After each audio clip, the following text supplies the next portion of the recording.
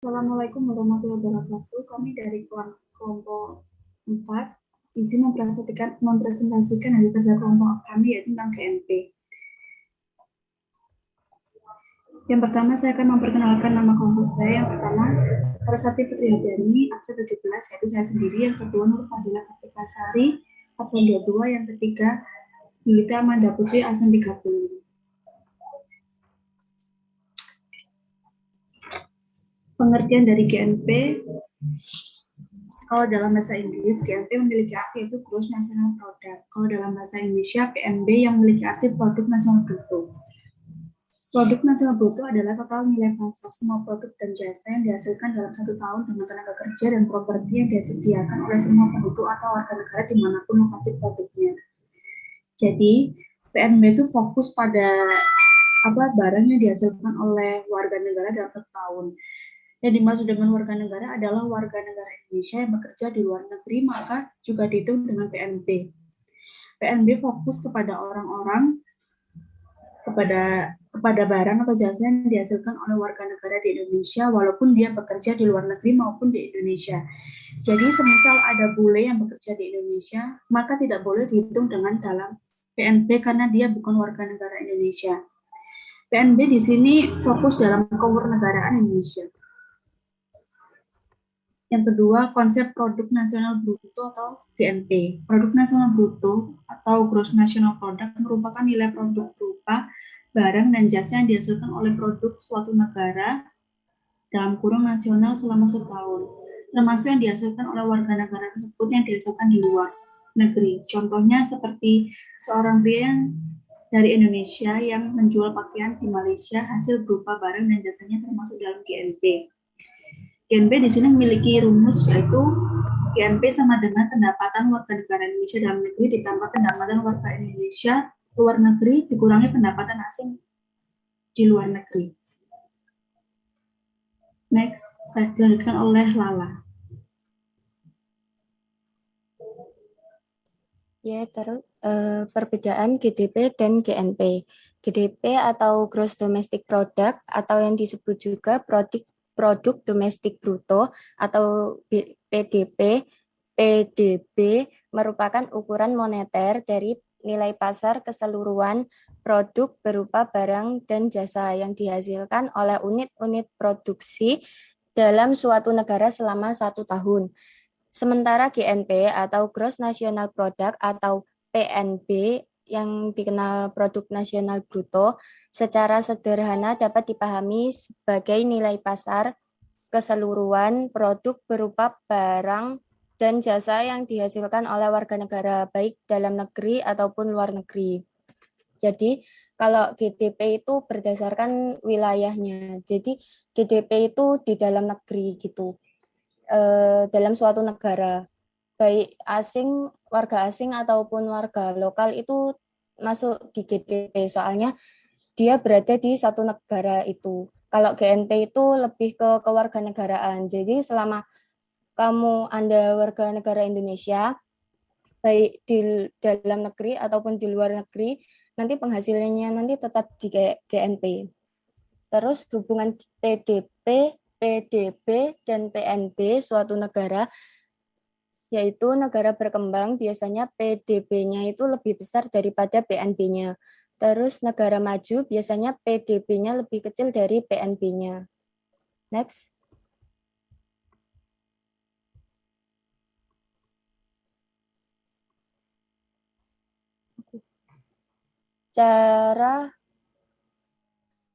Selanjutnya akan disambung oleh Mbak Lita.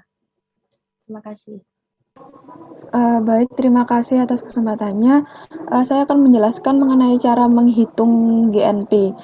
GNP sendiri mempunyai rumus yaitu GDP plus pendapatan neto dari luar negeri atau net income from abroad, atau GNP sama dengan GDP dikurangi FLN ditambah FDN.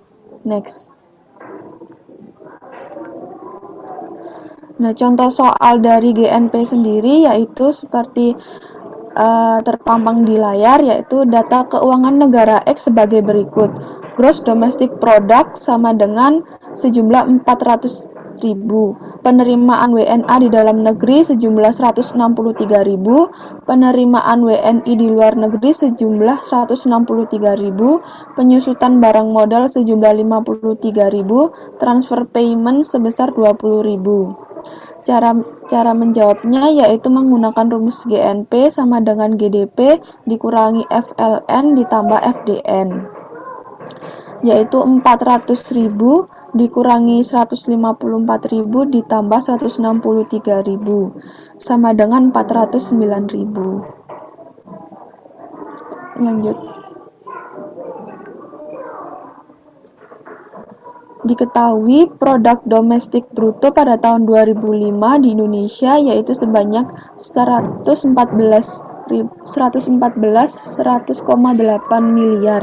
Sementara itu, untuk penghasilan produk neto luar negeri sebesar 3.985,5 miliar.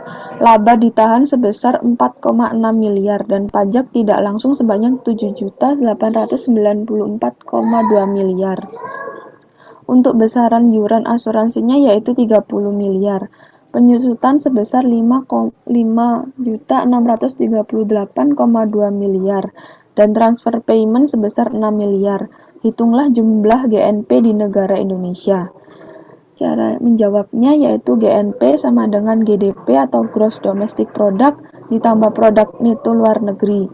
GNP sama dengan 114,100,8 ditambah 3.985,5. GNP 118.086,3.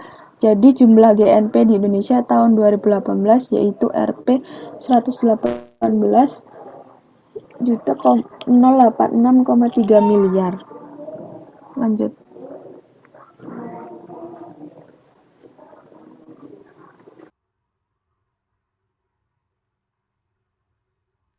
Terima kasih. Apa ada yang ditanyakan? Oke ya, GDP dan GNP. Saya terangkan dulu yang GDP ya. Saya share screen ya ini. Sebenarnya nggak kurang lengkap ya dari kelompok tentang apa sih yang dimaksud GDP. Oke, GDP, Gross Domestic Product. Gimana cara ngukur GDP? Angka-angka tadi itu dapatnya dari mana ya? Angka-angka tadi itu. Nah, Gross Domestic Product itu karakteristiknya yang dihitung adalah final goods and service ya. Jadi barang akhir dan jasa akhir. Apa yang dimaksud barang akhir? Jadi ada yang namanya barang intermediaries sama final ya. Kalau intermediaries saya contohkan Toyota. Toyota itu ketika dia bikin mobil, ban itu diambil dari misalnya Yokohama Tires. Dari Yokohama Tires itu mereka mungkin harganya sekitar untuk satu mobil kan 4 ban mungkin sekitar 4 juta ya. 4 juta. Lalu harga dari catnya kan pasti dia beli. Dia ngambil dari salah satu perusahaan cat misalkan kayak gitu ya. Itu harganya satu mobil tuh harganya 2 juta. Itu intermediaries ya. Sama kayak handphone. Handphone itu mereknya Samsung, tapi Samsung itu menggunakan chipset Snapdragon. Chipset Snapdragon itu bukan perusahaan Samsung yang menghasilkan, tapi perusahaan lain. Nah, Samsung belinya chipset ini itu katakanlah untuk satu handphone sekitar harganya 500.000. Nah, tapi harga 500.000 tidak diinkludkan dalam GDP. Tidak dihitung. Tapi yang dihitung adalah apa? Harga handphone.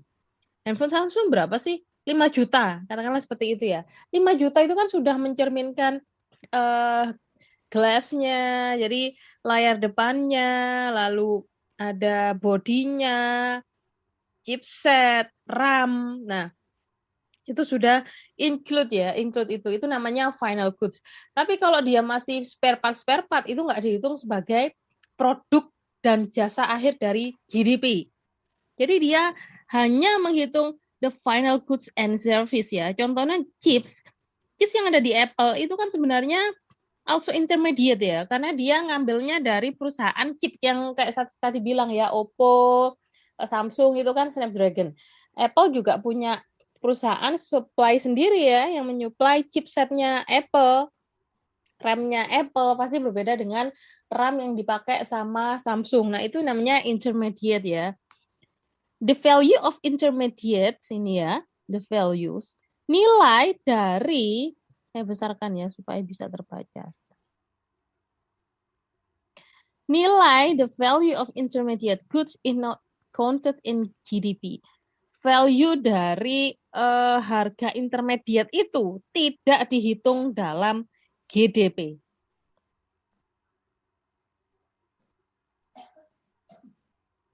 Oke ya.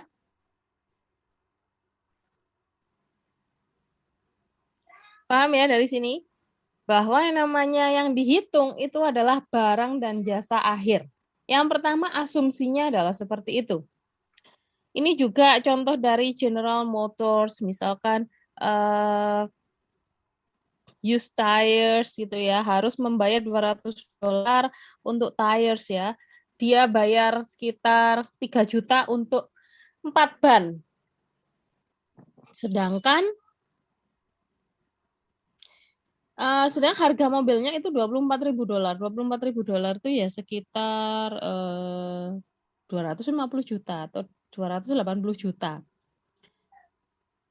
Jadi $24 itu kan sudah include 24 plus 200 ya. Artinya di dalam 24 itu sudah ada harga 200. Maka yang di-include-kan dalam perhitungan GDP itu adalah harga yang 24.000. Jadi seperti itu ya.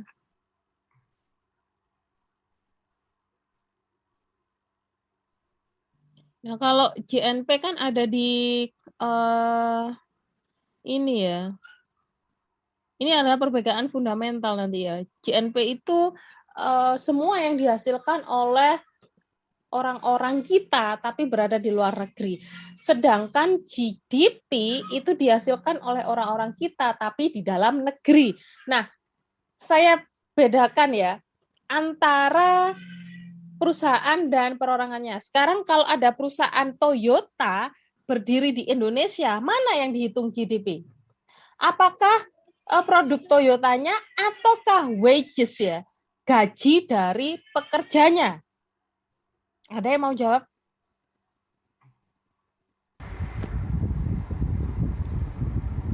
Gaji pekerjaannya, Bu. Gaji dari pekerjaannya, Bu. Oke, kenapa Mas? Mas siapa ini namanya? Yang jawab?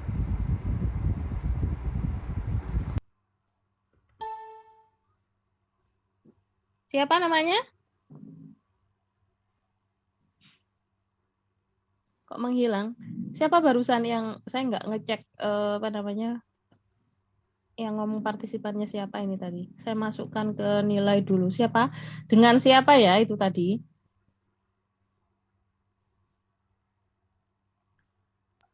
Rian mungkin, Bu. Rian. Raffi, Bu. Raffi, Bu. Oke, makasih ya. Saya masukkan dulu.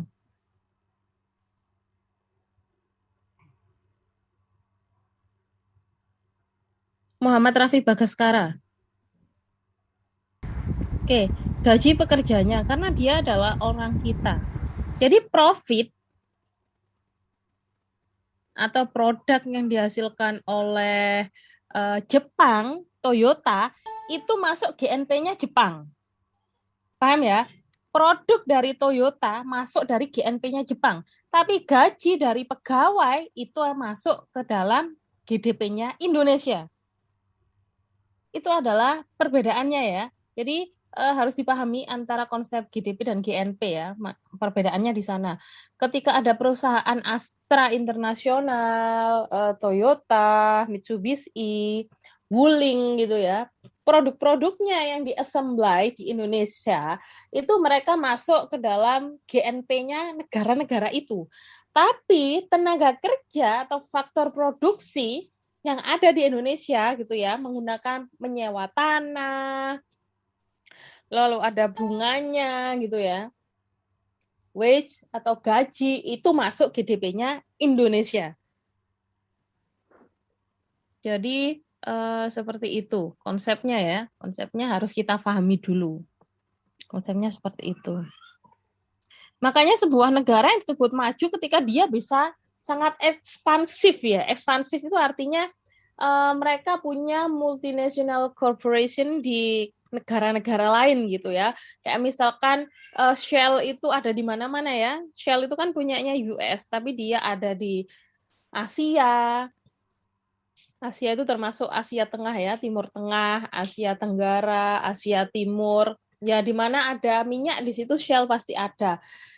Pendapatan mereka pasti besar ya GNP-nya. Karena apa? Karena di luar tuh lebih banyak daripada di dalam negeri sendiri, di dalam US sendiri.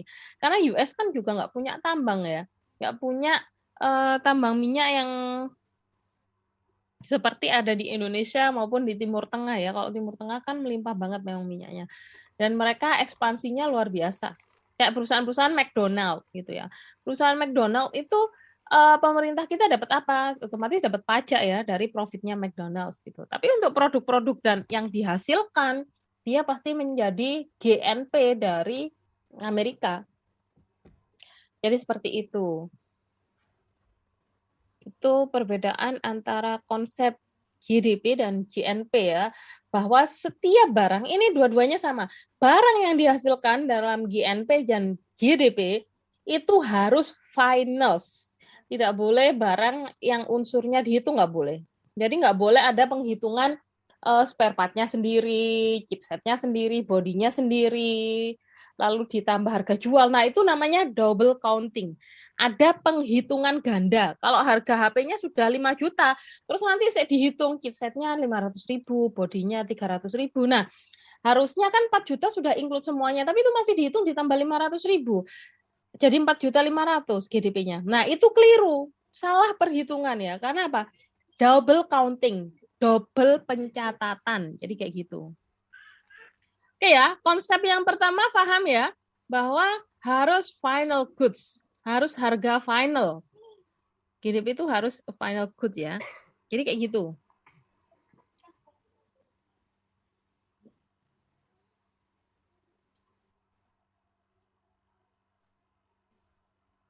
Ini value added ya. Ini value added. Value added tuh nilai tambahan gitu loh. Kayak misalkan mau ekstraksi minyak ya. Value of sales-nya $3. Value added-nya iya $3 ya. Ada tambahan. Tidak ada tambahan. Maksud saya yang awal-awal biaya yang diperlukan value of sales-nya itu $3. Lalu ada refining. Ada pembaruan dari minyak. Biayanya value-nya 330, tapi dia itu cuma nambah value added-nya 0,30. Jadi yang dihitung tuh value added-nya ini. Jadi seperti itu ya. Ini kalau dalam perhitungan production.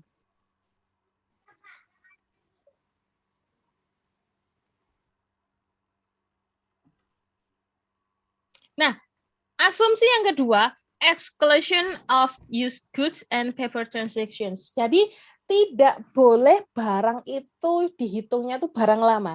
Jadi GDP hanya menghitung barang-barang baru yang diproduksi di periode tersebut.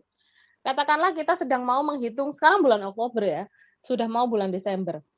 Kita ingin menghitung GDP tahun 2021. Nah, yang dihitung hanya produksi-produksi barang dan jasa yang dihasilkan di tahun 2021. Tidak boleh kamu itu menghitung tahun 2020. Produksi tahun 2020. Jadi second hand, barang-barang second hand itu tidak masuk ke dalam perhitungan karena dia sudah tangan kedua, dijual untuk kedua kalinya. Ini ada contoh yang kayak ini ya.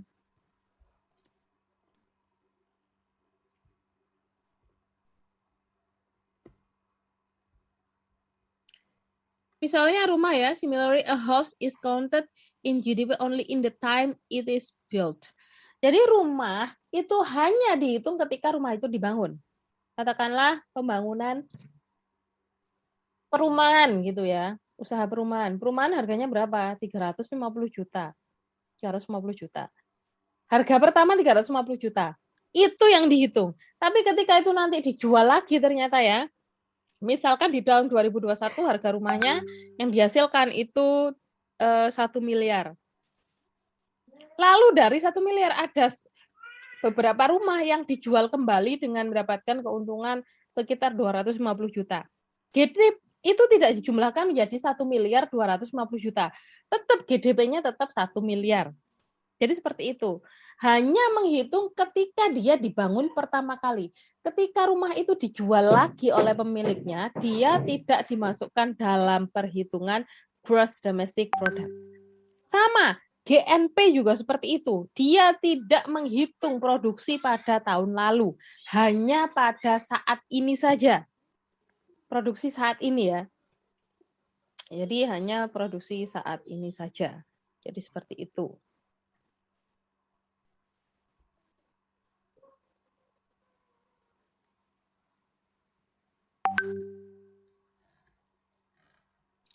Stok, bonds, harga saham dan juga obligasi juga tidak diperhitungkan di dalam GDP karena kepemilikannya berubah-ubah. Kita nggak tahu sekarang ini mau dijual kan saham itu kan jadi kayak gini lah saham itu.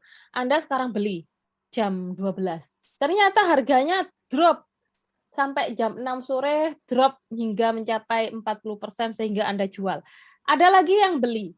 Nanti kamu beli lagi juga, dijual lagi. Jadi karena harganya naik turun, kita tidak bisa memastikan ya which is one. Sing pertama itu yang pegang pertama itu siapa?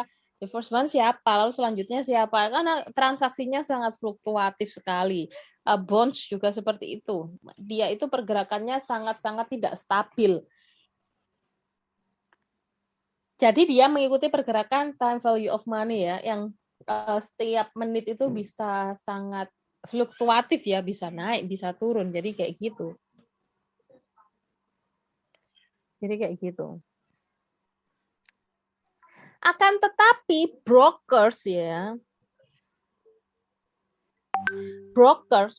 jadi kalau kita beli saham itu kan selalu lewat broker ya. Broker itu yang menghubungkan investor dengan emiten ya. Jadi kita lewat broker kalau beli saham. Kayak broker tuh kayak misalnya Ajaib, Bareksa, apa yang sekuritas itu loh, badan sekuritas. Mereka itu broker. Broker yang menghasilkan jadi kita bayar fee kan ke broker. Fee-nya itu masuk ke dalam GDP. Tapi harga sahamnya dan juga bonds, obligasinya tidak masuk ke dalam GDP. Karena broker is performing a service for you. Jadi broker itu sedang melayani kita.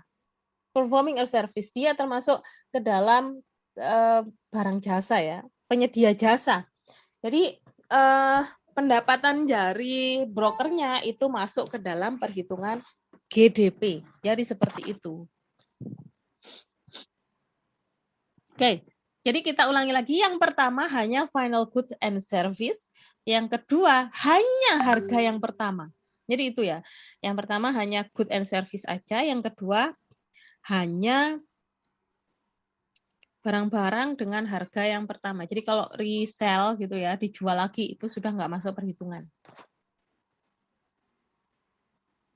Jadi seperti itu.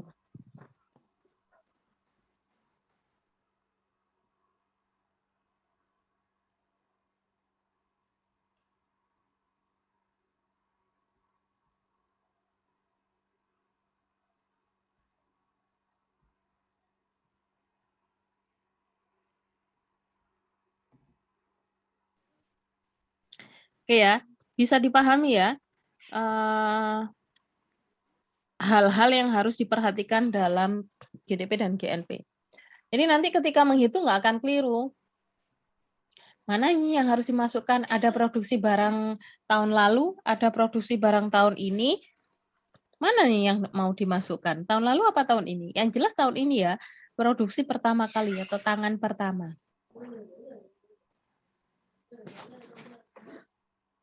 Jadi seperti itu.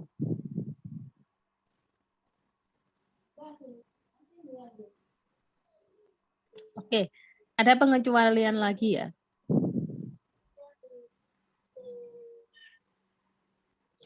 Jadi basicnya adalah land, labor, and capital, tapi yang hanya domestik, hanya di dalam negeri aja.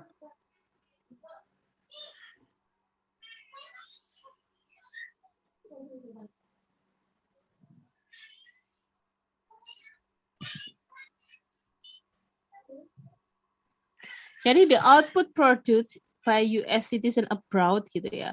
Jadi output-output yang diproduksi oleh masyarakat yang dia tuh kerja di perusahaan asing yang di luar, misalkan orang Amerika kerja di Singapura, itu tidak dihitung meskipun dia warga Amerika dalam GDP. Tapi dalam GNP dia dihitung. Karena dia orang US tapi kerjanya di Singapura dan menghasilkan produk di sana. Wage-nya dihitung. Ya, wage-nya dihitung ya. Jadi kayak gitu. Likewise ya, jadi sama juga profit yang didapat oleh luar ya. Jadi dia ada perusahaan yang Shell di Indonesia memproduksi minyak. Dia nggak dihitung ya dalam GDP, tapi dia dihitung dalam GNP.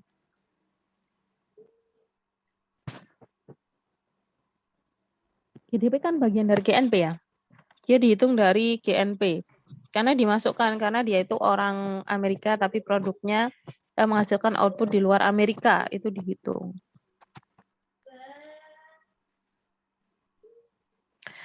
Nah, ini ya definisi dari GNP tadi sudah dibacakan sama kelompok ya.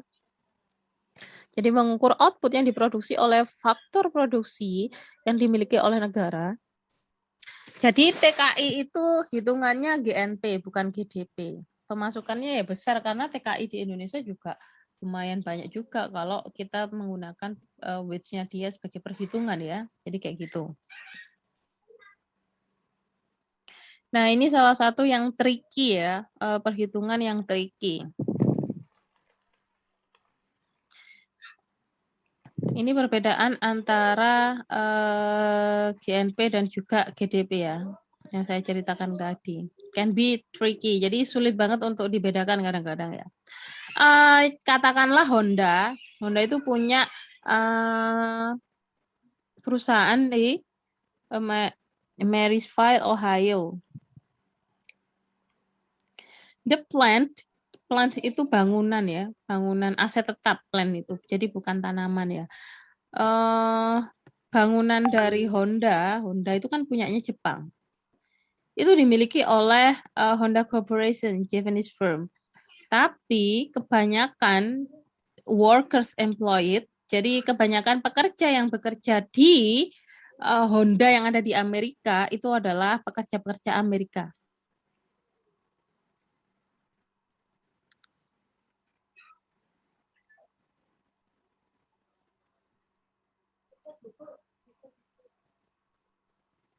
Sedangkan jadi wage-nya itu part of USGNP gitu ya. Sementara profitnya itu nggak masuk dia. Dia profitnya tetap miliknya perusahaan, nggak masuk ke dalam GNP dari GNP ataupun GDP dari ini ya. Dari US sendiri, dia nggak masuk ke sana.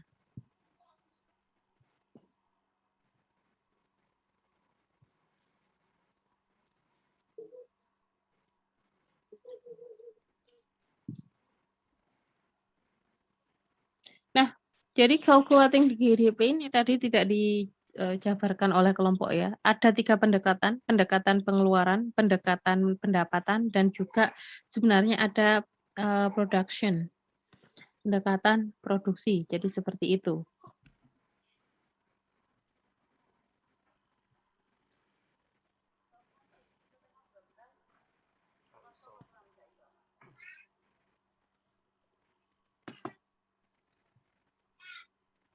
Oke ya, dipahami dulu ya.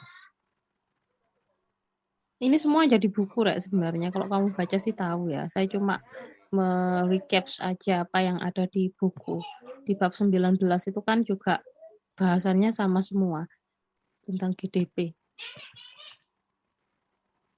Jadi kalau di expenditures, rumusnya adalah consumption, investment, government consumption, atau gross investment, ditambah ekspor minus impor, atau dinamakan net ekspor. Ekspor bersih ya ini namanya. Jadi ekspor bersih itu ketika jumlah ekspor dikurangi impor. Jadi kayak gitu.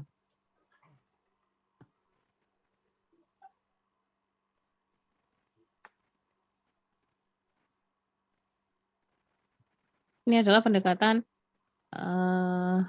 kalau personal consumption itu household spending. Jadi makanya kalau pendekatan kita itu pendekatan pengeluaran ya. Perhitungan GDP di Indonesia itu pakai pendekatan pengeluaran.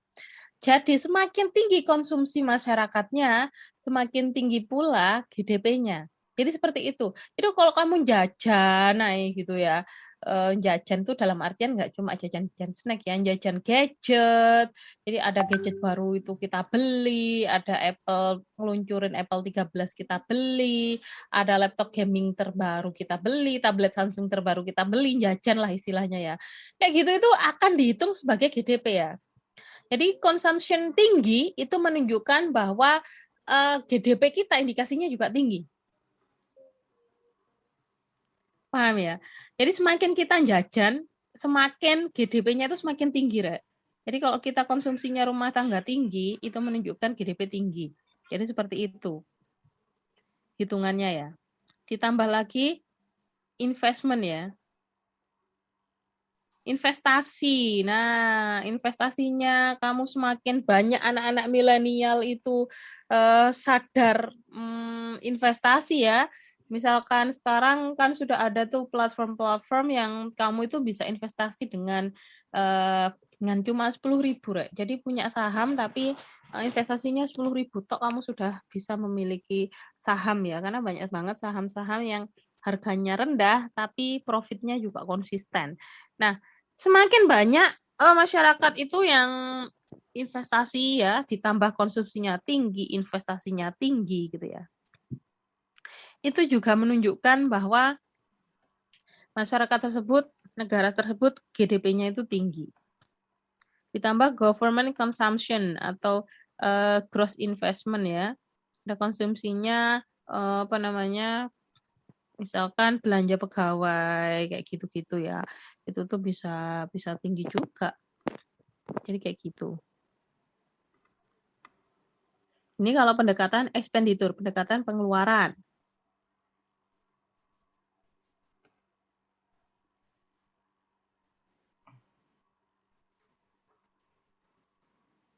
Ini ya perhitungannya.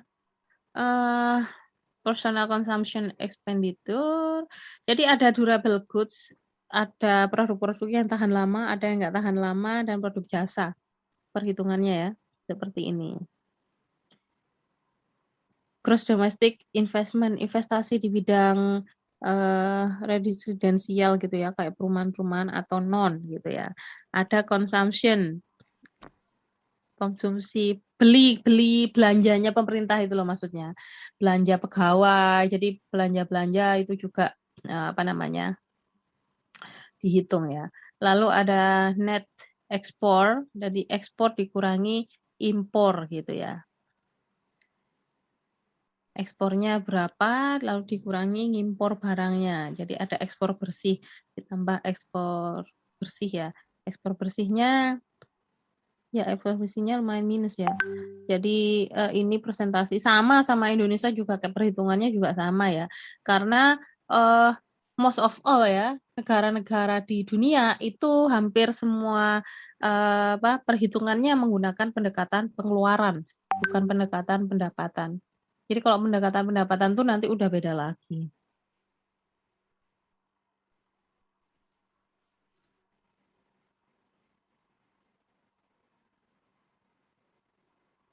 Jadi investment ya,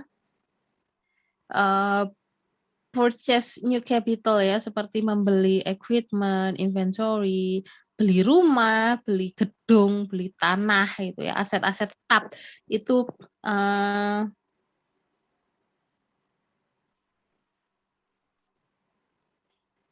beli-beli rumah kayak gitu-gitu ini masuk ke dalam gross domestic investment. Kalau keluargamu beli rumah baru seharga 300 juta, 300 juta itu dihitung ya sebagai investment. Beli tanah lah, sekarang investasi kan nggak harus ya investasi perumahan, investasi kos-kosan itu sekarang kan banyak banget ya di Soekarno-Hatta di Malang sini tuh apa namanya?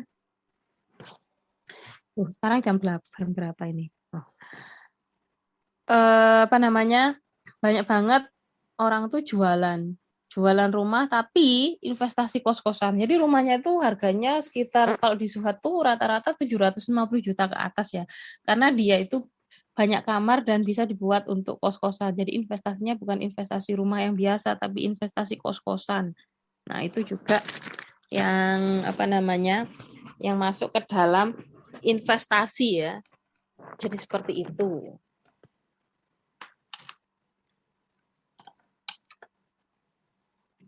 Oke, silakan kalau ada pertanyaan. Kamu bisa langsung buka di buku ya. Apa namanya? Ini ada di bab 19 ya. Ini di bab 21 kalau di saya. Isinya sama aja, ini cuma yang bahasa Indonesia kan terjemahnya ini. Jadi kalau kamu lebih detail itu bisa baca di sana gitu.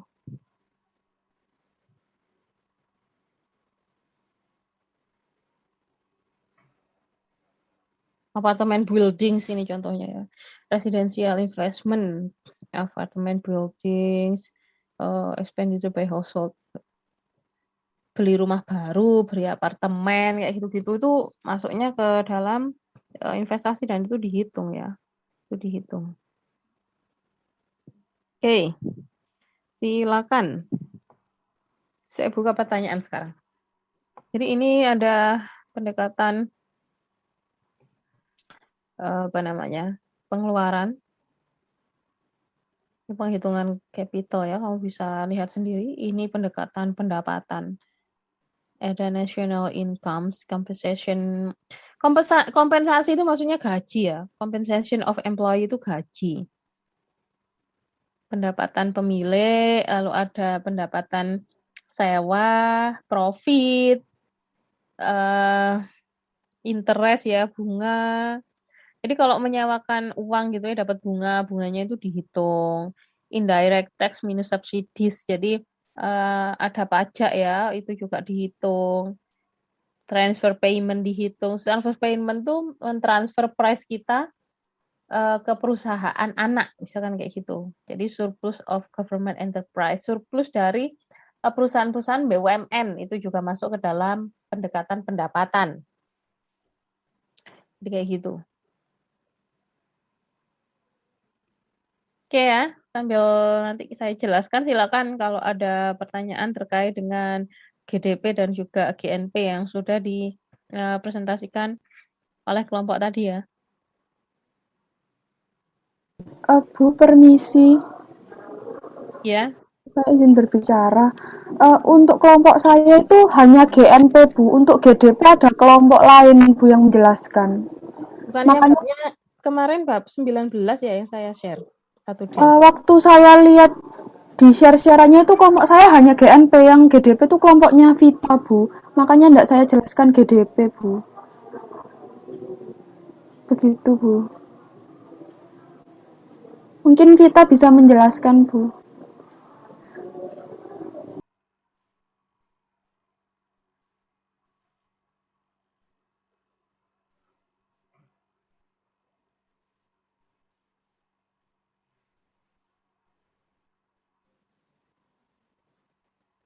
Kelompoknya Vita itu sebentar tak cek ya.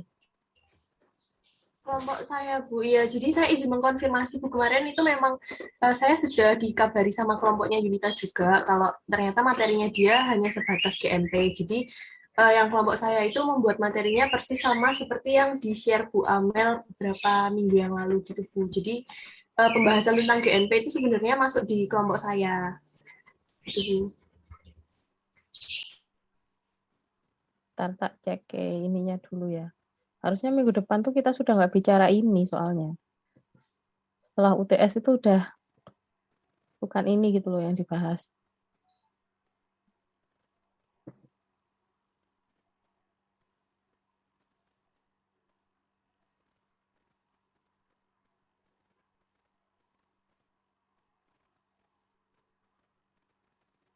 Oke, sambil saya ngecek silakan kalau ada pertanyaan dari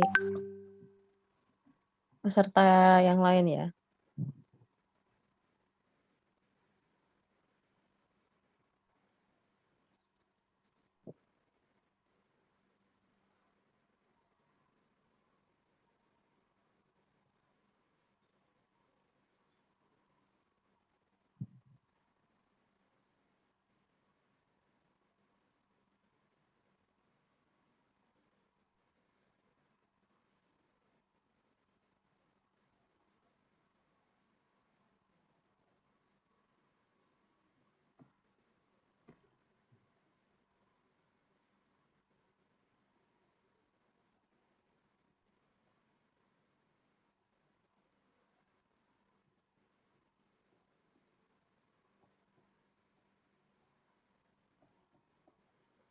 Oke, silakan kalau ada pertanyaan.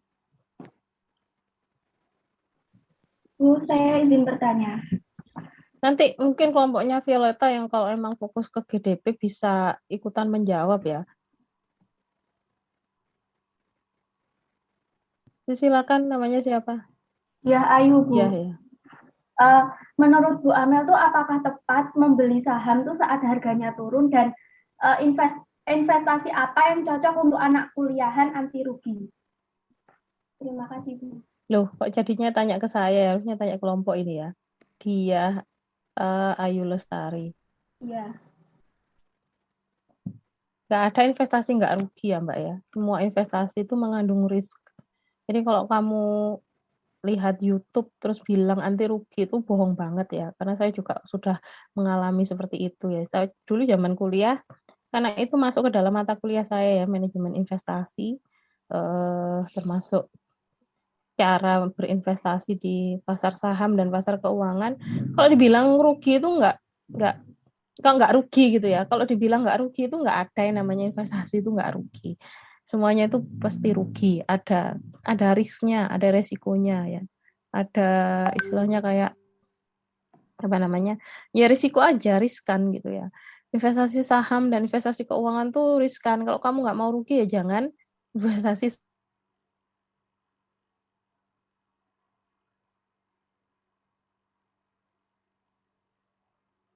Habis itu ya naik ya. Apa namanya? Naik ketika harga memang dibeli nggak pas ya dia pasti apa namanya ya kamu akan rugi gitu ya.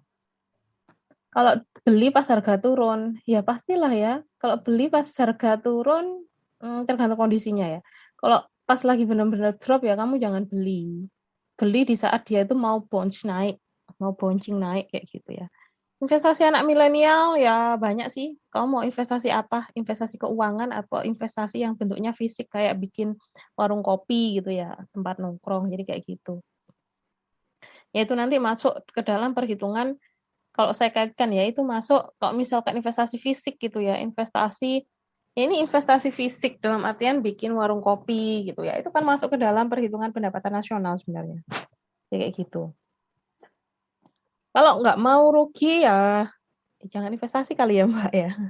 Karena sekarang aja saham-saham yang stabil kayak BRI, kayak BCA itu minus ya. Saya lihat tiap hari itu mesti ada minus. Meskipun dalam scale globalnya dia itu trennya naik, tapi sebenarnya kalau harian dia bisa minus gitu ya.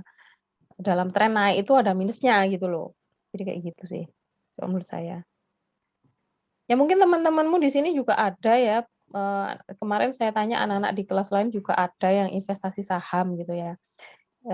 10.000 soalnya udah dapet ya investasi saham. Saya tanya investasinya di mana di Ajaib gitu ya. Ya Ajaib tuh 10.000 tuh udah dapet apa namanya saham gitu katanya gitu.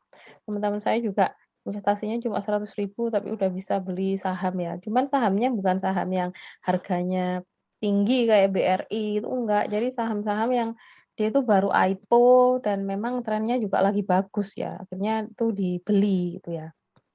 Jadi seperti itu. Kalau sahamnya sendiri nggak masuk loh ya, nggak masuk ke dalam perhitungan pendapatan nasional. Tapi kalau apa namanya brokernya, pendapatan brokernya dia dihitung dalam pendapatan nasional. Jadi kayak gitu. Wage kan, gaji ya, fee. Dia kan menghasilkan jasa. Kan tadi ada final goods and final service ya. Jadi kayak gitu. Silakan kelompok bisa menjawab pertanyaannya dia ya.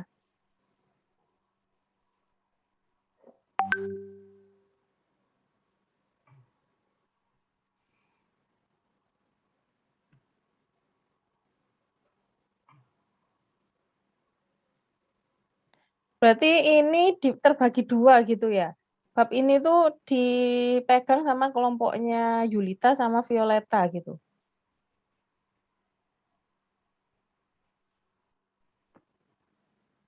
Iya ya.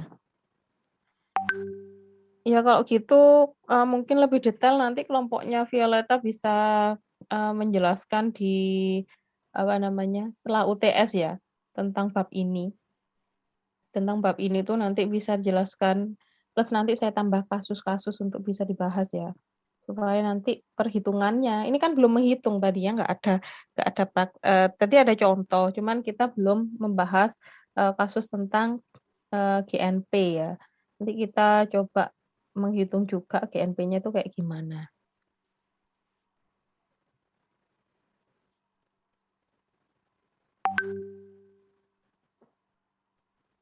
Ada pertanyaan lagi? Ya itu nanti akan ditambahi ya jawaban saya nanti biar tambahi sama kelompok juga. Atau kelompok mau menjawab langsung?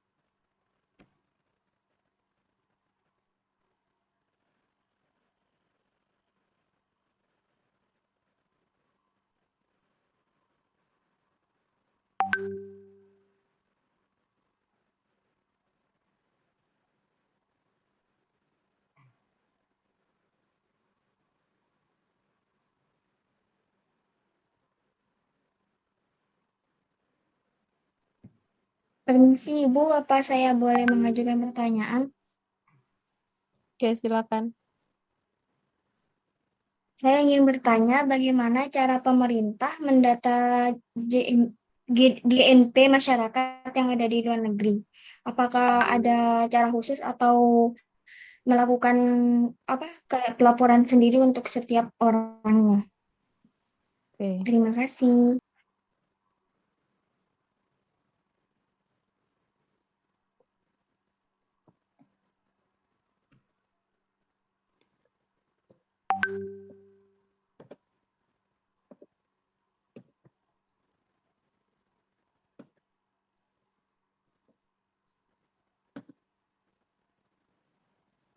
Gimana cara menghitung kalau GNP di luar negeri ya? Kayak misalkan gaji atau outputnya itu kayak bagaimana caranya? Ada lagi yang mau tanya?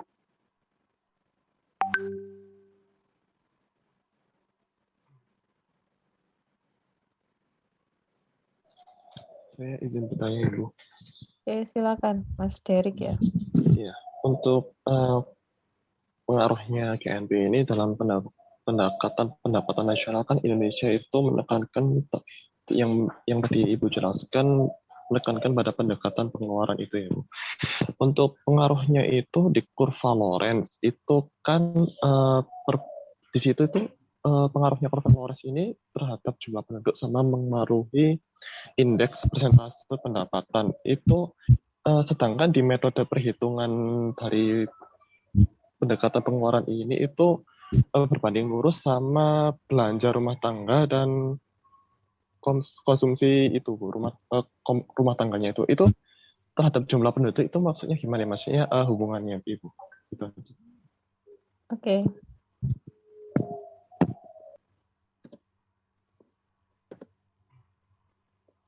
Hubungannya jumlah dengan jumlah penduduk.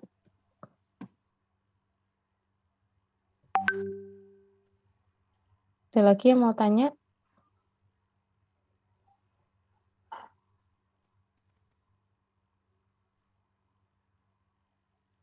Oke, ini ada berarti 3 pertanyaan ya, tadi yang harus dijawab kelompok. Nanti saya tambah jawabannya dari kelompok.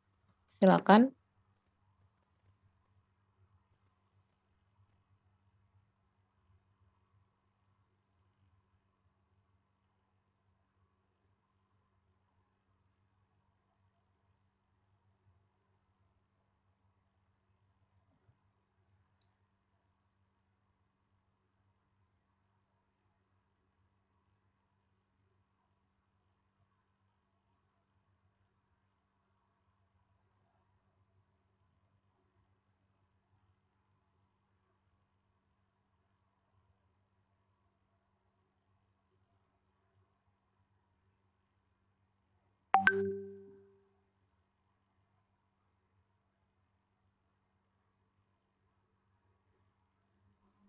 Baik, saya di sini izin menjawab untuk pertanyaannya Diah Ayu. Untuk yang apakah tepat membeli saham saat harga turun dan investasi yang tepat untuk anak kuliah, yaitu jawaban dari kelompok kami, apakah tepat membeli saham saat harga turun, itu jawabannya kan kalau kita beli saham saat harga turun itu kan ada ya benar harganya itu pasti lebih murah, tetapi kita juga ada resikonya juga, sahamnya bakal balik lagi, naik lagi, atau bakal terus turun. Jadi sebaiknya saat saham turun itu kita tunggu dulu, lihat kondisinya dulu, kondisi perusahaannya dulu. Kalau bisa naik atau bisa naik sahamnya itu, kita sebaiknya beli, tidak apa-apa beli. Tapi kalau perusahaannya itu kayak sahamnya turun terus, dilihat dulu. Intinya kita itu beli saham itu lihat dulu perusahaannya. Jadi nanti kalau terus naik kita beli, kalau turun terus gitu kita jangan beli dulu, lihat kondisi dulu seperti yang dijelaskan Bu Amel tadi. Terus kalau investasi yang tepat untuk anak kuliah itu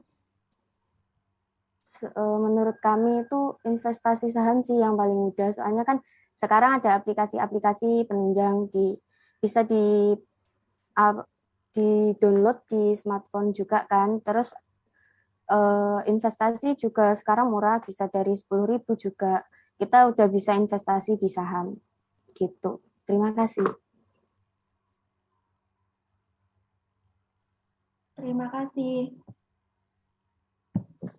Oke ya, Mbak Dia investasi di saham.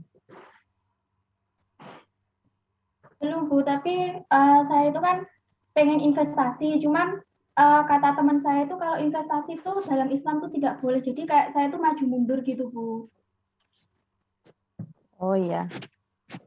Ya, kalau ya tergantung keyakinan sih itu ya. Ada yang bilang saham itu nggak boleh, tapi ada yang bilang saham itu ya kalau fatwa MUI sih boleh ya, karena ada bentuknya. Yang pertama, yang kedua, ini cara berpikir fatwa MUI ya. Perkara kalian nanti ada yang secara pribadi merasa tidak setuju ya nggak apa-apa, terserah gitu ya. Silakan, nggak perlu investasi saham bagi yang nggak setuju. Tapi kalau kita melihat fatwa MUI, saham itu yang pertama memang boleh. Kalau dari MUI ya, yang kedua karena dia memang sebenarnya pergerakan harga saham itu bisa dianalisis kan menggunakan analisis teknikal dan fundamental. Yang tidak diperbolehkan ketika kita itu menjadi seperti penjudi. Artinya cuma nebak-nebak gitu ya. Nebak-nebak aja. Oh ini mau naik ya wes aku beli. Ini mau turun ya wes aku jual. Nah, itu yang nggak boleh ya. Karena saham itu punya pergerakan kayak apa ya? Kayak pola. Jadi dia itu punya pola. Jadi pola-pola yang bisa dibaca dan itu bisa jadi ada metodologinya gitu loh. Dalam membeli itu saya pakai metode ini ya untuk menentukan di mana titik saya membeli. Nah, ada yang seperti itu. Nah, itu yang membuat argumen yang membuat bahwa saham itu ya nggak apa-apa diperbolehkan. Nah, ada yang seperti itu. Tapi ya Mbak Dia mungkin perlu cari referensi lebih lanjut ya. tentang hal ini. Tapi kalau kamu mau ngikuti MUI, Majelis Ulama Indonesia, ya nggak apa-apa ya, monggo aja. Itu mereka memperbolehkan dan juga karena ada argumentasi-argumentasi yang menurut saya, oh ya nggak apa-apa. Nah itu tapi ya terserah keyakinan masing-masing ya.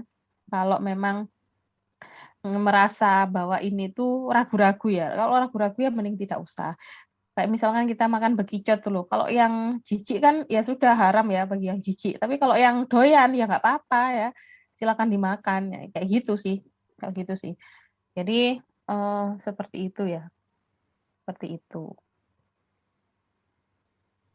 Iya, Bu, terima kasih. Oke. Permisi Bu, izin bertanya.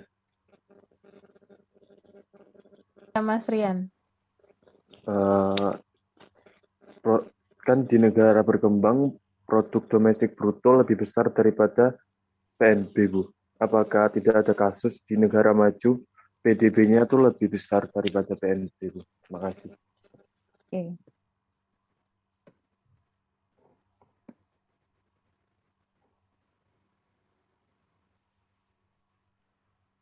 Kayaknya pertanyaannya Mas Rian nih kayaknya perlu dibikin jadi PR untuk semuanya ya, semua kelompok ya.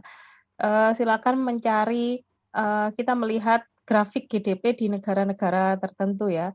Jadi boleh, tapi antar kelompok beda ya negara. Misalkan ada yang kelompok 1 pilih negara Indonesia, kelompok 2 nggak boleh, silakan pilih negara lain. Itu ya. Nanti setelah UTS kita coba bahas tentang GDP-nya produk-produk yang lain, negara-negara yang lain bersama kelompoknya Violeta ya nanti. Kan Violeta yang bahas ini ya, setelah UTS ya. Jadi ini saya jadikan PR ya. Silakan nanti akan terjawab di minggu depan ya. Karena saya juga perlu melihat juga negara-negara yang lain tuh seperti apa. Ya belum tentu negara maju itu GNP-nya lebih tinggi ya. Belum tentu juga. Tapi mereka diunggulkan dengan apa? Dengan industri mereka yang sangat masif seperti Cina ya. Cina itu kan selalu di atas kita ya. Pendapatan nasionalnya tinggi, growth-nya tinggi, ekspansifnya tinggi banget Cina itu. Jadi dia itu termasuk ke dalam negara maju juga sebenarnya Cina itu. Kalau meskipun dulu dia termasuk negara berkembang, sekarang kan sudah jadi negara maju dia. Karena kayak Oppo, kayak misalkan apa Vivo, terus apalagi Huawei, terus apa Xiaomi ya, itu kan mereka ini produk rumahan awalnya kan cuma UMKM toh mereka awalnya, tapi bisa sangat ekspansif sekali ya. Kalau kamu lihat di Alibaba Store atau AliExpress, wah itu produk Cina itu harganya murah memang. Jadi kalau misalkan kamu mau beli dari sana, dan saya tanya adik saya ya, karena dia itu suka banget beli produk Cina yang memang bagus ya. Saya tanya, ongkirnya berapa nih? Ongkirnya kan murah kalau di AliExpress ada yang sampai free ongkir ya dari Cina ke Indonesia. Lalu ada yang ongkirnya cuma murah lah dan nyampainya itu barangnya nggak lama. Jadi kayak gitu. Nah, mereka secara teknologi juga sangat mumpuni ya. Bayangkan aja HP itu produk UMKM loh di sana. Kayak HP Oppo itu kan awalnya UMKM. Xiaomi juga awalnya UMKM, tapi bisa menjadi besar, bisa menjadi produk brand internasional ya, karena memang ekspansinya tinggi sekali. Bahkan kalau kamu lihat di AliExpress, HP-HP yang spesifikasinya tinggi itu harganya tuh murah-murah banget. Jadi kalau saya lihat itu, saya pernah lihat-lihat ya, HP itu bagus-bagus. Spesifikasinya tinggi banget gitu loh. RAM-nya itu udah besar-besar, melebihi Samsung ya. Harga Samsung kan masih mahal, tapi harga mereka tuh cuma 1.500.000, 2 juta, kayak gitu-gitu. Padahal kalau di sini harganya dengan spesifikasi kayak Samsung gitu kan sudah 5 juta, 6 juta ya. Dan saya lihat pengirimannya itu juga bisa free ongkir ya, ke Indonesia tuh bisa free ongkir. Nah, itu kan juga yang membuat Cina itu kenapa GNP-nya tinggi, karena ekspansinya luar biasa. Kalau kita, kira-kira perusahaan kita yang berada di luar negeri, perusahaan apa coba? Unilever itu punyanya luar negeri, bukan punya kita ya Unilever itu. Kalau punya kita seperti Sampurna. Apakah Sampurna punya perusahaan di luar negeri? Nggak ada. Sampurna itu malah di pemegang saham mayoritasnya malah Philip Morris. Jadi perusahaan-perusahaan rokok yang terkenal di Indonesia, rokok-rokok kretek ya, itu sudah kayak diambil alih sama Philip Morris. Kita nggak ekspansi, tapi kita yang malah diekspansi ya kayak gitu ya. Kita yang malah menjadi target. Itu yang mengapa negara-negara berkembang sulit buat maju ya, buat maju, buat ekspansi keluar karena kita itu kayaknya sudah dipegang gitu loh sama orang-orang asing. Dalam artian Sampurna kan mayoritasnya Philip Morris. Terus perusahaan-perusahaan kayak Gudang Garam juga sekarang juga ada logonya Philip Morris ya. Padahal itu kan perusahaan lokal, brand lokal. Sampurna juga terkenal banget dengan kreteknya Sampurna itu ya. Brand lokal juga sebenarnya. Nah itu juga yang menjadi salah satu masalah juga. Kenapa kok kita nggak bisa ekspansif gitu ya? Padahal rokok itu salah satu tembakau yang terbaik tuh di Indonesia tuh tembakonya yang bagus banget, kayak tembakau serintil itu ya, dari Jawa Tengah itu terkenal banget itu tembakau serintil itu. Tapi kok nggak bisa ekspansif gitu loh. Kenapa? Nah itu juga menjadi kasus. Itu yang disebutkan juga kenapa kita nggak bisa menjadi maju karena kita juga nggak bisa ekspansif dalam hal teknologi ya, dalam hal teknologi, modal gitu ya. Faktor produksinya tuh kurang banget gitu loh. Jadi kalau kita berbicara tentang GNP dan GDP, jangan lupa unsur-unsurnya ya, unsur-unsurnya seperti faktor produksi, modal, gedung, tanah, sumber daya manusia. Sumber daya manusia kan faktor produksi ya, kalau kita pelajari di aliran melingkar kemarin. Nah, kita lihat dari ketiga ini apakah memang sudah mumpuni untuk bisa dikatakan menjadi pemicu pertumbuhan ekonomi gitu ya, menjadi negara maju. Apakah sumber daya manusianya sudah memiliki skill yang dengan terstandar dengan baik, skillnya oke, lalu teknologinya apakah oke ya? Teknologinya apakah kita itu sudah bagus banget teknologinya? Jadi macam-macam lah definisi untuk mendefinisikan bahwa suatu negara itu maju dengan pertumbuhan pendapatan yang tinggi itu ya tergantung unsur-unsurnya juga, unsur faktor produksinya kayak gitu ya. Kalau kita itu gajinya gede, negaranya maju ya nggak mungkin ada TKI kerja di luar negeri kan kayak gitu. Ke Korea aja beda Rp10 loh ya. Beda Rp10 aja saya udah merasa kayak orang miskin gitu di Korea. Tiap hari makannya kalau makan siang tuh pakai apa namanya? Apa sih, Rek? Nasi sing dibungkus segitiga itu loh. Kayak onigiri gitu loh kalau di Jepang. Jadi setiap makan siang tuh saya cuma makan kayak gitu sama susu banana yang kayak di drakor-drakor itu ya. Karena apartemen saya tuh deket sama minimarket yang memang isinya tuh ya beli beras lah beli, tapi kan kita masaknya pakai microwave. Jadi dimasak per mangkok gitu dimasaknya 3 menitan. Itu kan yang paling murah itu ya. Makannya tiap hari ya masih sama sambal goreng tempe bawa dari Indonesia gitu ya, dari Indonesia yang bisa di-keep sampai 2 minggu kan kayak gitu ya, melas banget pokoknya. Jadi kalau misalkan kemana-mana ya udah beli air ya 250 won tuh 2.500. Sedangkan kayak beli tteokbokki, beli apa namanya, di sini apa sih, Rek? Kayak kebab itu harganya 9.000 won ya Mbak. 9.000 won tuh berapa, Rek? 90.000 sekali makan di luar. Kan dikalikan Rp10. Nah, itu yang menyebabkan kita itu ya saya itu miskin banget gitu di sana ya. Kalau jajan memang di tempat yang kayak street food gitu ya. Ya harganya tuh murah-murah gitu. Kalau di restoran kita nggak berani ya karena sudah harganya 12.000 won. Jadi sekali makan 12.000 won tuh ya 130 ribuan, 140 ribu. Jadi itu yang menyebabkan saya berpikir bahwa oh ya karena pendapatan kita itu masih nilai mata uang kita itu juga masih rendah gitu ya dibandingkan negara lain. Seperti itu. Itu ya, jadi faktor-faktor moneter ini yang kita bahas nanti di setelah UTS ya. Faktor moneter juga itu juga mengaruhi kemajuan ini kita, GNP kita, pengukuran nilai mata uangnya juga. Jadi seperti itu ya Mas ya.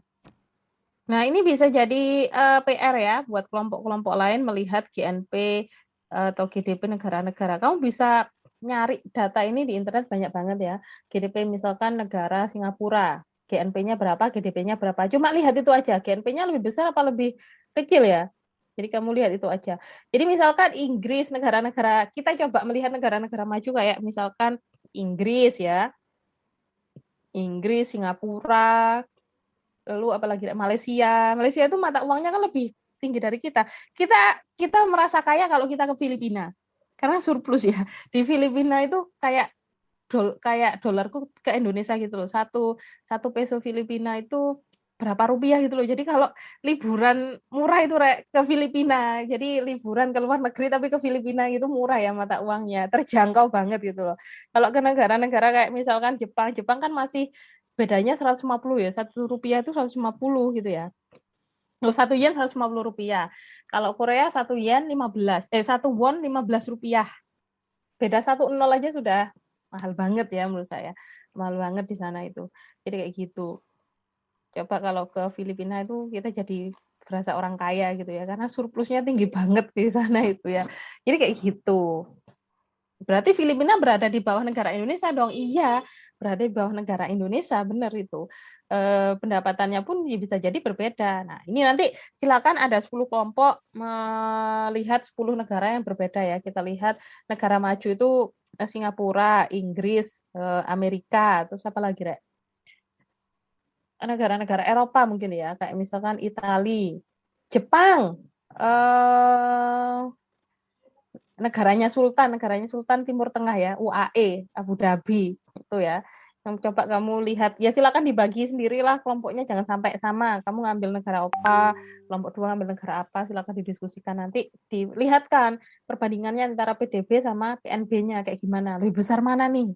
Kita bandingkan nanti, saya bandingkan sama, jadi yang Indonesia saya nanti ya, saya bandingkan sama Indonesia itu kayak gimana. Yang lain silakan 10 negara yang berbeda, jadi kayak gitu. Minggu depan. Selalu TS ya. Oke, saya kembalikan ke kelompok.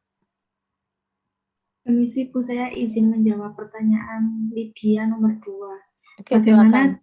cara pemerintah mencatat GNP di luar negeri? Jadi saya ambil contoh ya Bu. Contohnya ekspor impor menggunakan prinsip pencatatan dengan basis akrual di mana untuk barang dicatat saat terjadi alih kepemilikan yang pendekatannya menggunakan waktu pencatatan pada dokumen. Sedangkan untuk jasa dicatat saat jasa tersebut disediakan atau diberikan. Terima kasih Bu.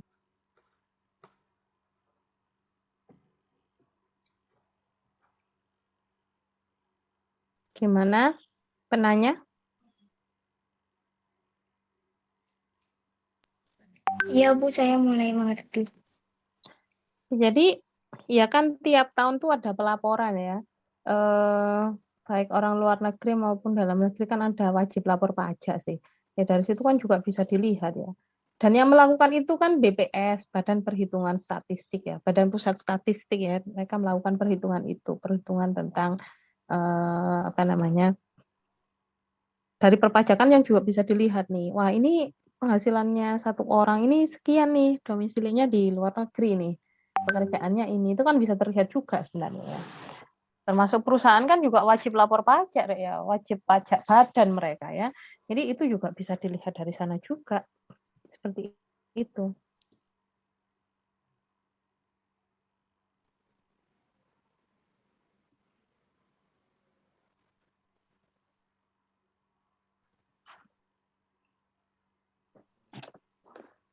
Permisi Bu, saya izin menjawab untuk pertanyaannya Derry.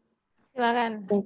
Jadi pertanyaannya, apa kaitannya hubungan antara jumlah penduduk pada kurva Lorenz terhadap belanja rumah tangga dan konsumsi rumah tangga dalam metode perhitungan pengeluaran? Jawaban dari kelompok kami yaitu kurva Lorenz itu kan kurva yang membahas tentang kurva ketidakmerataan, pembagian atau pendapatan, sedangkan pengeluaran sebagai sektor ekonomi, yaitu rumah tangga, pemerintah, perusahaan, dan masyarakat luar negeri suatu negara pada periode tertentu.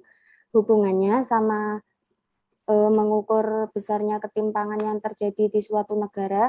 Selain itu menunjukkan hubungan antara persentase penerimaan pendapatan dan persentase pendapatan yang diterima. Terima kasih. Gimana penanya?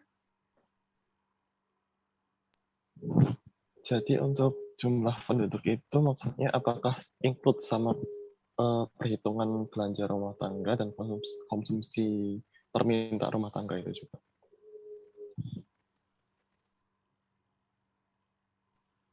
Iya, jadi memang ini kan sebenarnya menjadi Ya kalau PDB itu kan punya kelemahan ya, dia tidak bisa melihat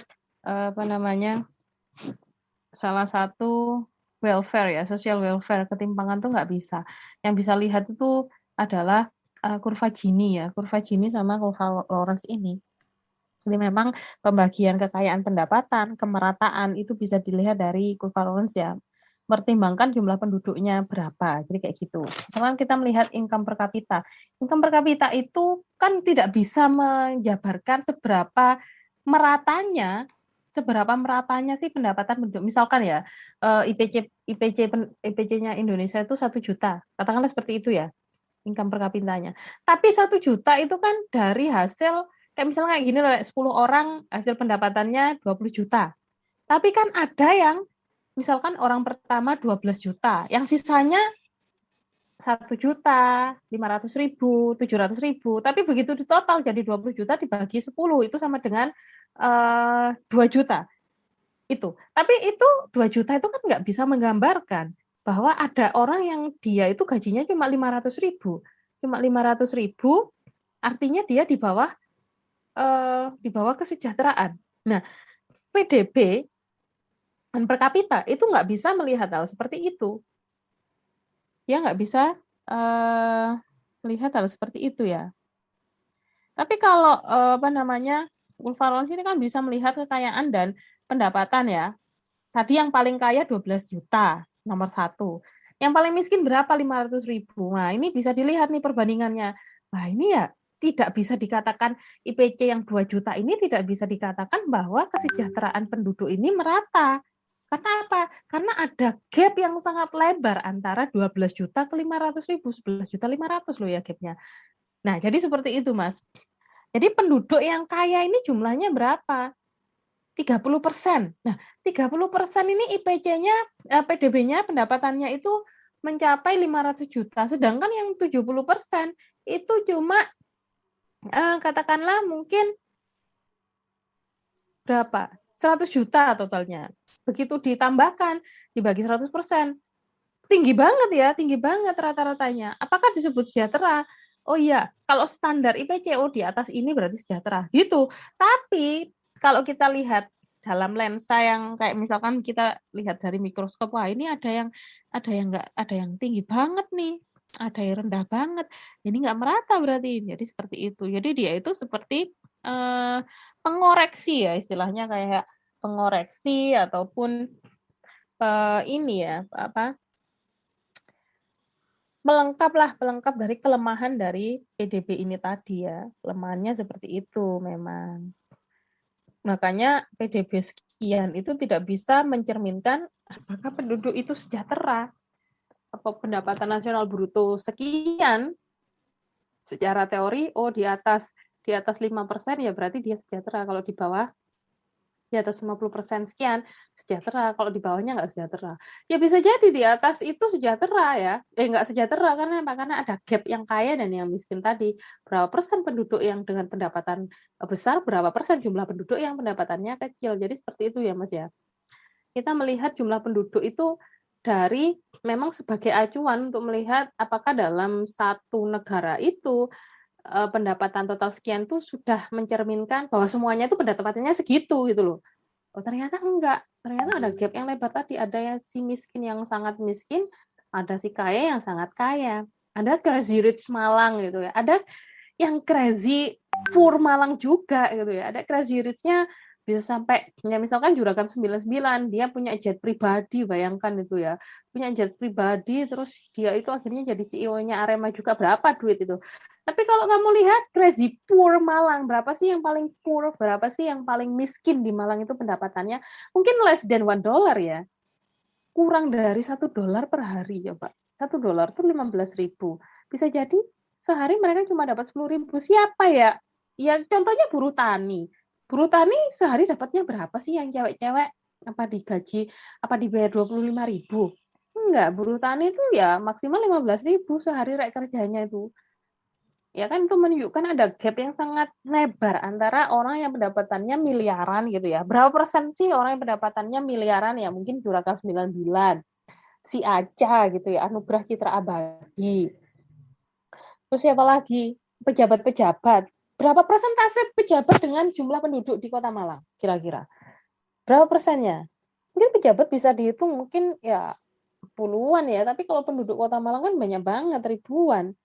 Artinya ini kita melihat, oh ternyata ada gap yang sangat lebar sekali, jumlah yang ribuan kalah dengan jumlah yang puluhan, tapi pendapatannya itu tertutupi gitu loh, nggak terlihat dengan pendapatan besar yang didapat oleh orang yang puluhan tadi itu. Jadi kayak gitu ya.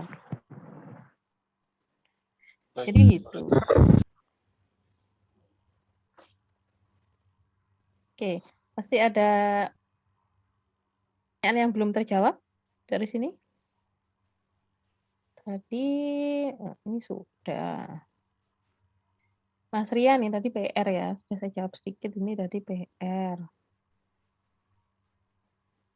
Sudah ya berarti ya? Mohon maaf Bu, mau izin bertanya. Oke, silakan. Tiara. Apakah ada faktor yang mengakibatkan jumlah GNP berkurang dalam suatu negara? Terima kasih.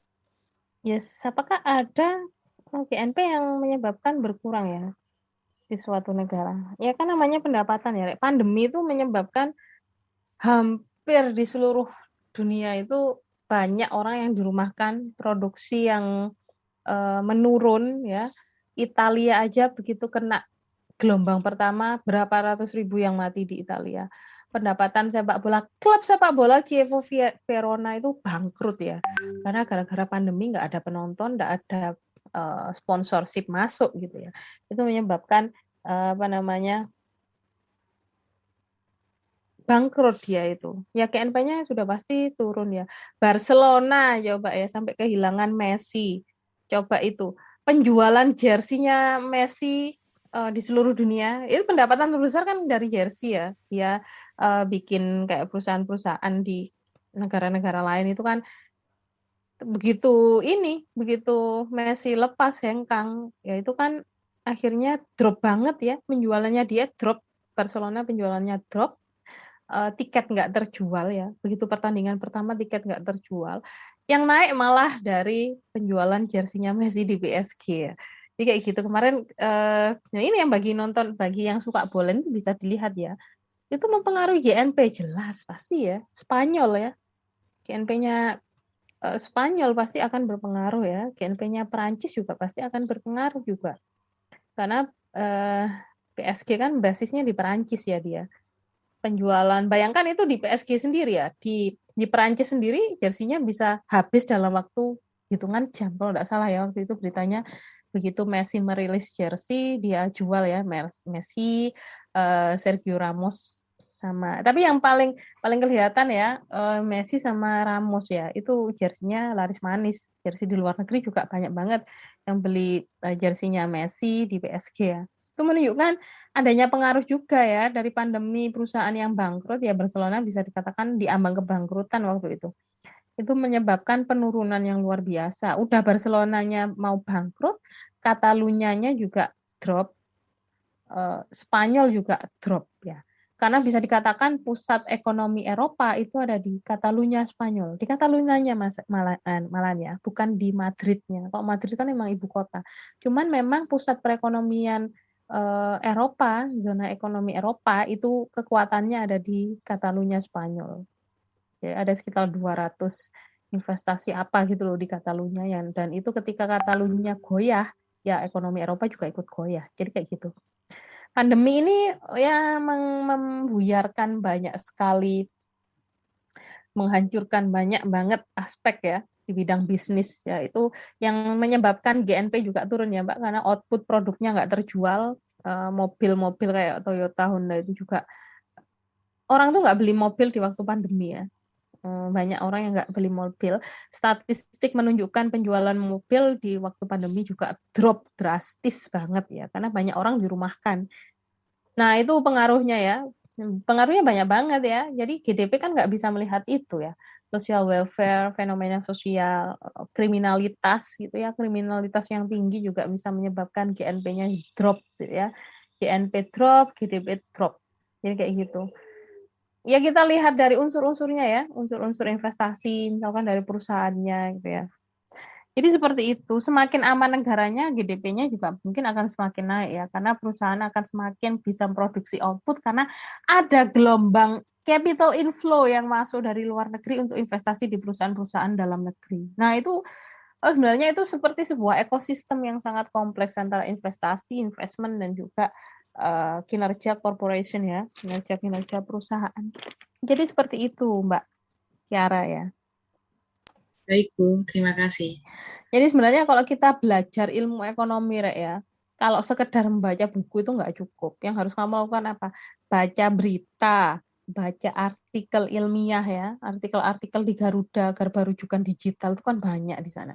Di Garuda, di perpusnas.go.id, lalu baca di doaj.org, itu banyak banget artikel-artikel bagus yang applied ya. Applied research. Jadi riset-riset terkini tentang perekonomian kita itu banyak banget. Atau kamu mau ambil update risetnya di BI Go ID itu juga banyak banget. Ini kayak gitu. Oke ya. Ada lagi? Terakhir ya sebelum kita akhiri. Wah, Bu, tadi artikelnya apa aja? Garba, saya tulis ya. Garba, Garuda, Garba Rujukan Digital. Lalu ada doaj.org, perpusnas.go.id. Jangan lupa mengunjungi JRAM ya. JRAM polinema.ac.id. Ini penting banget, harus banget ya dikunjungi ya. Ini penelitian-penelitian terkini ya. Ini di bidang akuntansi dan manajemen ya. JRAM Polinema. Atau kalau kamu mau yang nyeleneh-nyeleneh ada di Jamal. Misalkan akuntansi dan politik, ekonomi dan politik ini ada di jamal.ub.ac.id. Jadi ada di sini ya. Garuda, tapi ini dua ini juga include sini. Tapi kamu wajib banget ya ngunjungi. Masa Rek jurnalnya Dewi nggak dikunjungi ya. Ini punyanya Polinema dan sudah terakreditasi nasional ya. Peringkat 3. Jadi harus banget dikunjungi. Karena kunjunganmu itu akan menaikkan peringkatnya kita gitu ya. Kunjungan unikmu itu akan meningkatkan rankingnya JRAM. Jadi di sana banyak banget artikel-artikel terkini yang kamu bisa baca. Dan semuanya gratis, bisa diunduh dengan gratis ya. Jadi nggak perlu bayar. Kamu bisa subscribe sebagai author. Kamu mau nulis, bisa jadi author ya.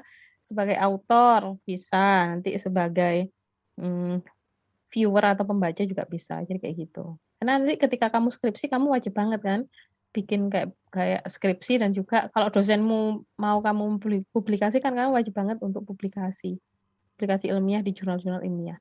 Itu ya. Bacaannya bagus-bagus sih kalau di sana. Pokoknya selain 3 itu ya ada internasional, cuman kalau internasional tuh bayar. Mau download tuh harus bayar sekian dolar itu ya. Jadi males sih, saya juga mau download males ya. Ini nyari yang gratisan kayak di kita aja banyak. Di Garuda tadi udah banyak banget ya, di Garuda atau di di DOAJ itu banyak banget. Ya, kalau nggak ada pertanyaan lagi, silakan kelompok bisa menutup ya diskusi kita hari ini.